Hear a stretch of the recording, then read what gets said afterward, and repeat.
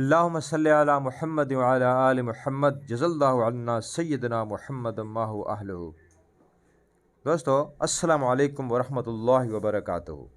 MNM Islamic کے plate form پر خوش آمدید۔ ہم نے پچھلی ایپیسوڈ نمبر 6 میں یہ دیکھا تھا کہ حضرت موسیٰ علیہ السلام جب کوہ طور کے قریب پہنچے تو بظاہر ایسا لگتا تھا کہ آپ راستہ بھول نکلے تھے، اور وہاں پر آپ نے روشنی دیکھی اور آپ نے اپنے اہل عیال کو کہا کہ میں وہاں سے آگ لے کر آتا ہوں۔ آج ہم ایپیسوڈ 7 کے اندر دیکھیں گے کہ اس کے بعد کیا ہوا۔ دوستو متقدمین اور متاخرین بہت سے مفسرین نے بیان کیا ہے کہ جب موسیٰ علیہ السلام اس آگ کے قریب پہنچے تو کیا دیکھتے ہیں کہ وہ آگ ایک سرسبز و شاداب درخت میں بھڑک رہی ہے۔ آگ بھی اچھی طرح جل رہی ہے اور اس کے باوجود درخت اور سرسبز ہوتا چلا جا رہا ہے، تو آپ حیرت و استعجاب کے عالم میں دیکھتے کھڑے رہے۔ یہ درخت غربی جانب پہاڑ کے کنارے پر آپ کی دائیں طرف تھا۔ اہل کتاب کا کہنا ہے کہ وہ نور اس قدر تیز تھا کہ موسیٰ علیہ السلام کو اپنی بینائی ختم ہونے کا خطرہ لاحق ہو گیا۔ اس وجہ سے آپ نے اپنے ہاتھ کو چہرے پر رکھ لیا۔ پھر اللہ نے ان الفاظ میں آپ کو مخاطب کیا، انی انا اللہ رب العالمین اننی انا اللہ لا الہ الا انا فاعبدنی واقم الصلاۃ لذکری۔ یقیناً میں اللہ ہوں، جہانوں کا پروردگار، میں ہی اللہ ہوں، میرے علاوہ کوئی معبود نہیں، چنانچہ میری عبادت کر اور میری یاد کے لیے نماز قائم کر۔ اب ہم دیکھتے ہیں کہ حضرت موسیٰ علیہ السلام کو نبوت عطا ہونے کے بعد معجزات کیا عطا ہوئے۔ پھر اللہ تعالیٰ نے فرمایا، اے موسیٰ، یہ دنیا ہمیشہ ٹھہرنے کی جگہ نہیں، قیامت کے بعد والا گھر ہمیشہ کا ہے، اور قیامت یقیناً قائم ہوگی تاکہ ہر آدمی کو اس کی کوشش کا صلہ دیا جائے۔ آپ کو اللہ نے قیامت کے لیے کام کرنے پر ترغیب دی اور ایسے آدمی سے الگ رہنے کی تلقین کی ہے جو آخرت پر ایمان نہیں رکھتا، اپنے مالک و خالق کی اطاعت نہیں کرتا اور اپنی خواہش کے پیچھے چلتے ہیں۔ پھر تسلی دیتے ہوئے مخاطب کیا، جس سے اس بات کی وضاحت بھی مقصود تھی کہ وہ اللہ ہر شے پر قادر ہے، وہ کسی شے کے لیے متعلق کن یعنی ہو جا کہتا ہے تو وہ ہو جاتی ہے۔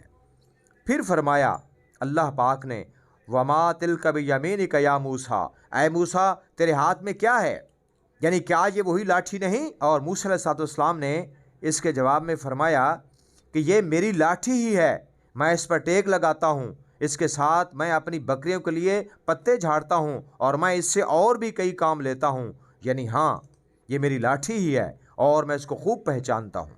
اللہ پاک نے فرمایا، القیھا یا موسیٰ فالقاھا فاذا ھی حیۃ تسعیٰ، اے موسیٰ اسے پھینک دو، چنانچہ اس نے اس کو پھینکا تو وہ یکایک سانپ بھاگ رہا تھا۔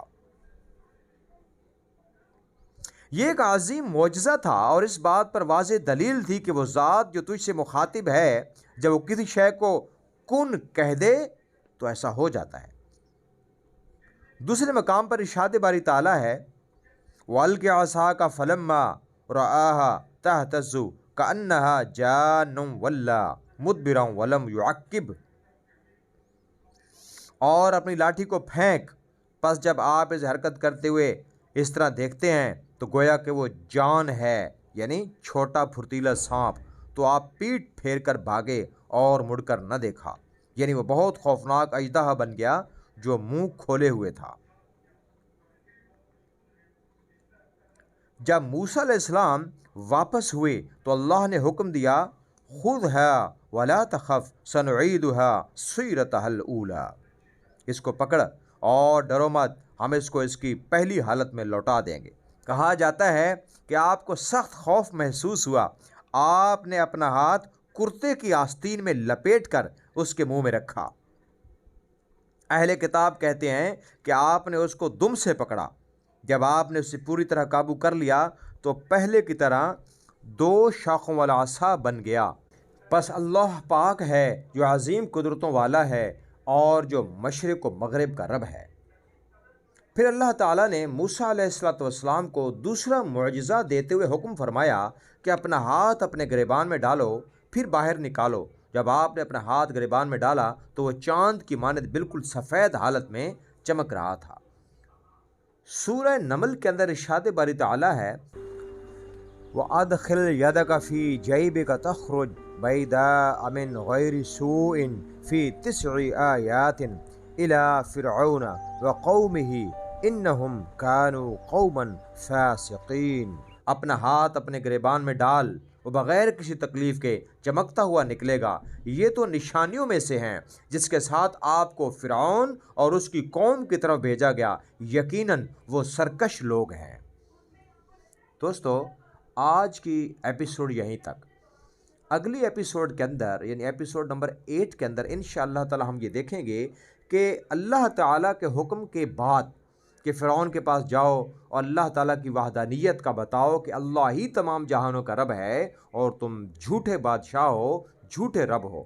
ہم یہ دیکھیں گے کہ کس طرح حضرت موسیٰ علیہ السلام کن الفاظ کے اندر فرعون کو یہ دعوت دیتے ہیں۔ تب تک کے لیے اجازت دیجیے، اللہ حافظ۔ اللہم صلی علی محمد وعلی آل محمد۔